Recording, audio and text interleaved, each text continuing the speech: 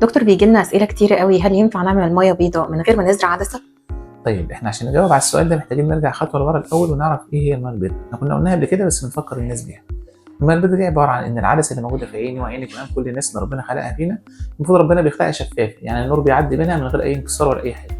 تبتدي مع السن مع خبطه مع اي اسباب، يعني ادويه معينه حاجات كده يبتدي يحصل فيها الميه البيضاء اللي هي ان الجزء الشفاف او العدسه الشفافه تبقى معتمه مش بتعدي النور. لما تزيد قوي بيبقى لونها ابيض، عشان كده سميناها الميه البيضاء. طيب انا لما باجي اعمل عمليه الميه البيضاء انا كدكتور بعمل ايه؟ بشيل العدسه دي اصلا. لو انا شلت العدسه دي وما زرعتش عدسه مكانها انت مش هتشوف. ينفع واحد عايز يغير مفصل مثلا او هيغير صمام في القلب لا قدر الله، ينفع يشيل الصمام وما يحطش واحد جديد؟ هي نفس الفكره. ما ينفعش اشيل لك عدسه العين بتاعتك وما احطلكش عدسه جديده لانك مش هتشوف. فخطوه زرع العدسه خطوه اساسيه من العمليه، يعني هي مش اختياريه، لازم تزرع عدسه. نوع العدسه بقى ده ممكن نتكلم فيه، لكن لازم يبقى عندك عدسه اللي مش هتشوف مهما عملنا العمليه كويس. فلازم اي عمليه مبيضه يكون معاها زرع عدسه.